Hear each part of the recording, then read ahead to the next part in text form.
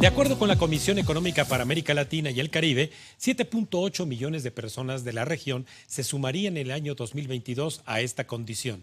Sumado a este escenario, particularmente en México, se dieron a conocer por parte de INEGI las cifras de productividad laboral al primer trimestre del 2022 y ya se acumulan 7 trimestres con disminución no vista desde la crisis financiera global del 2009, cuando el indicador ya se había ubicado en un nivel históricamente bajo.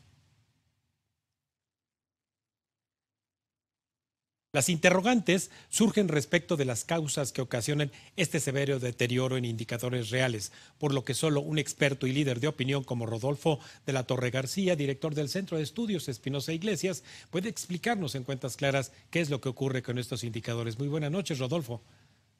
Muy buenas noches, Raimundo. Buenas noches a todos los auditorios. De nuevo, bienvenido, amigo mío. Y bueno, pues, ¿quién mejor que tú justamente para traducirnos en términos de lo que significan estas cifras y el impacto que en este 2022 tienen la inflación, el bajo crecimiento económico en este informe de CEPAL? Sí, yo creo que es importante comenzar con este informe porque a raíz de los acontecimientos en la guerra de Ucrania, pues CEPAL ha actualizado sus proyecciones respecto al impacto sobre el Producto Interno Bruto, la tasa de crecimiento, y en consecuencia también sobre la pobreza. Y en particular enfatizando el papel que están jugando los precios de los alimentos. ¿Y qué es lo que nos dice CEPAL fundamentalmente? Que mientras que de 2020 a 2021 hubo un avance moderado en cuanto a la reducción de la pobreza en el país y en general en América Latina, pues se anticipa un tiempo bastante complicado debido a que la guerra de Ucrania ha significado pues fundamentalmente dos cosas: la disrupción de una serie de eh, vínculos entre las economías que han hecho que se reduzca la tasa de crecimiento de muchas de ellas, principalmente las de países desarrollados que arrastran a los países en desarrollo. Y por otro lado, que también tenemos una inflación sumamente elevada, fundamentalmente impulsada por la energía y los alimentos, dado que los países involucrados en la guerra pues son productores muy importantes, sobre todo de granos y aceites, pero de aquí se deriva una serie de efectos al resto de los alimentos. ¿Cuál es la consecuencia de estos dos factores? Bueno, primero en términos del Producto Interno Bruto, que México, pues en lugar de crecer a tasas superiores al 2% que se preveía hace algunos meses, la CEPAL concluye que si acaso nuestro país crecerá al 1.7%. Y esto ya es una cuestión preocupante porque simplemente para que en este año se recuperara lo que se ha perdido durante 2020 y no se pudo recuperar durante 2021, pues tendríamos que estar creciendo al 4%, y eso simplemente para mantener el Producto Interno Bruto a los niveles anteriores a la pandemia. Crecer al 1.7% entonces va a significar pues un rezago importante en las perspectivas de ingreso del país.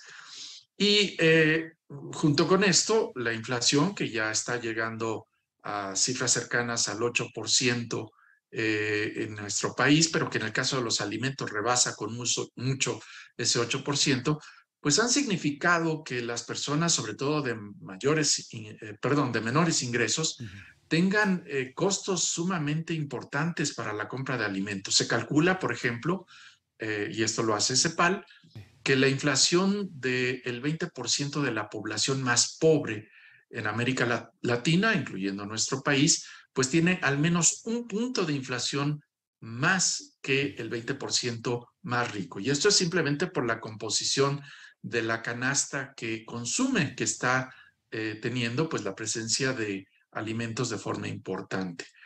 La combinación de estos factores, la inflación sobre todo alimentaria y también la menor perspectiva de crecimiento, pues nos lleva a que prácticamente regresemos a los niveles de pobreza que se tuvieron en 2020. En los cálculos de CEPAL, que no son estrictamente comparables con los de nuestro país, de materializarse esta inflación, que bueno, ya la tenemos encima, tendríamos una pobreza de alrededor de 37.2% de la población. Insisto, esta cifra no es la que manejamos dentro de nuestro país porque se hace para comparar al conjunto de países de América Latina.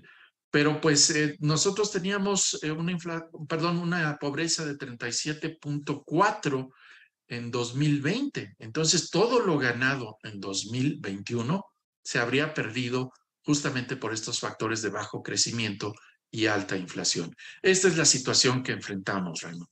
Qué barbaridad. Porque, bueno, la naturaleza es tan generosa en nuestros territorios en América Latina que, pues, sí es cierto, permite autoabastecerse de mucho de lo que provee esa generosa naturaleza, pero sin duda que la fuente de ingreso que se genere por un puesto de trabajo debiera contribuir justamente a ir más allá de esa alimentación de subsistencia.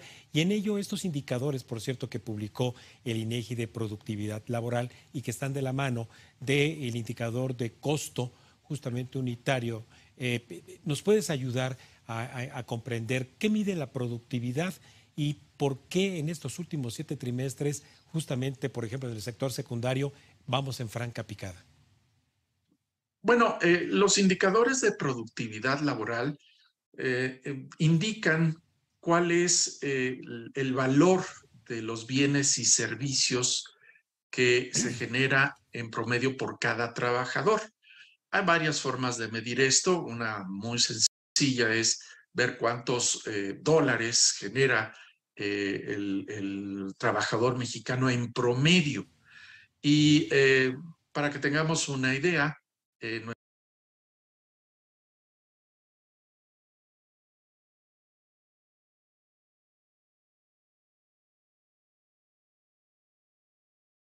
ocupada.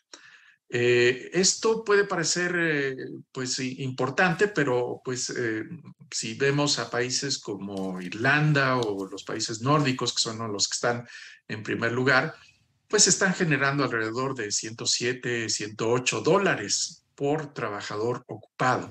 Entonces tenemos realmente la quinta parte, si bien nos va, de lo que es la máxima productividad que se ha registrado en estos momentos en el mundo. El problema no es solamente la baja productividad, que ya de por sí es preocupante, sino que esta ha venido disminuyendo de una forma muy significativa desde que comenzó lo que podríamos llamar la recuperación económica. La recuperación económica,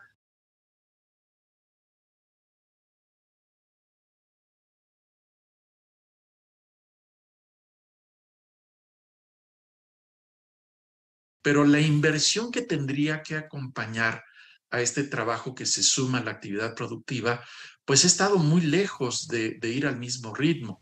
De hecho, nuestras tasas de crecimiento de la inversión han sido negativas.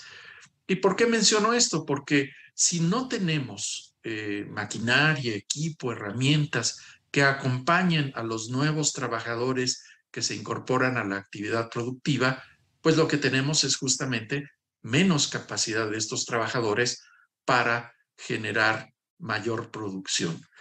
Y pues si comparamos la cifra de productividad de 2022, del primer trimestre de 2022, pues este es 8% menor que el mismo periodo de hace un año, lo cual significa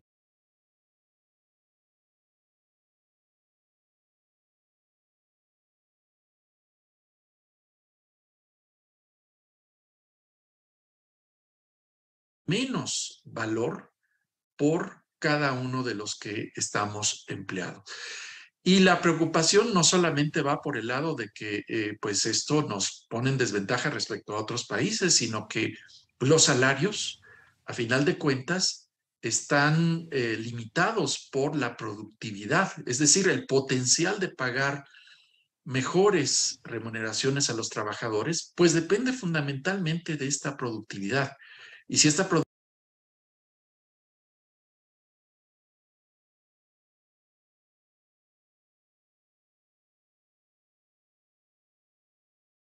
Mencionaste en la primera parte que es decir, los precios están subiendo, los salarios pudieran no ir a la misma velocidad justamente por esta baja productividad.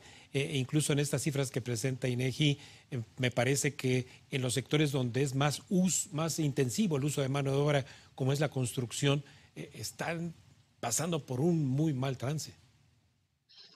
Sí, efectivamente, donde la productividad ha caído más es en las actividades secundarias, fundamentalmente la manufactura, la construcción, y también en los servicios. Si ya nos vamos a un desglose un poco más detallado, Sí. efectivamente vamos a encontrar que justamente es en la construcción y en las manufacturas donde tenemos los problemas más importantes, pero también en el comercio, Sí. la capacidad de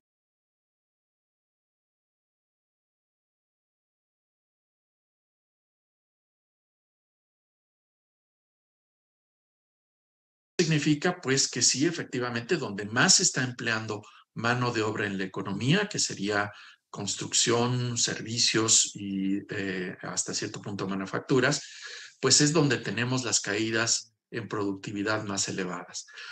Ahora, yo sí quisiera enfatizar que el problema de la inflación, con todo y lo grave que es, pues puede ser un problema relativamente corto. Por corto me refiero a meses, que por supuesto pues afecta y de forma importante a las personas.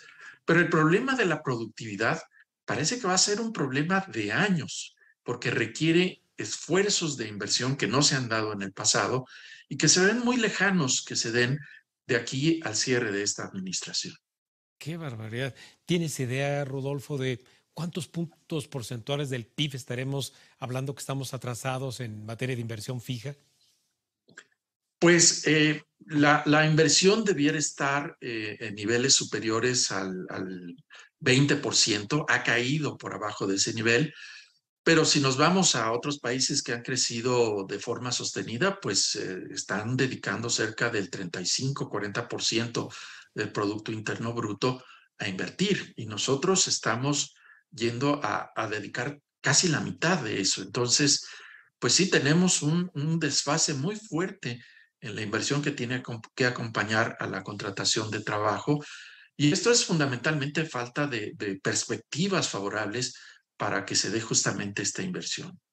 Ay, pues un diagnóstico contundente el tuyo, Rodolfo. Como siempre, te agradezco muchísimo porque nos queda en cuentas claras dónde está el talón de Aquiles justamente de la productividad y del crecimiento potencial. Muchísimas gracias, Rodolfo. Como siempre, te agradezco.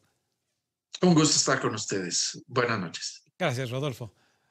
Bueno, pues usted acaba de escuchar en Cuentas Claras el diagnóstico económico y social por el crecimiento de la pobreza y la baja productividad laboral en México. Vamos a un último corte y al regresar le compartiremos las buenas prácticas para aperturar su pequeño negocio.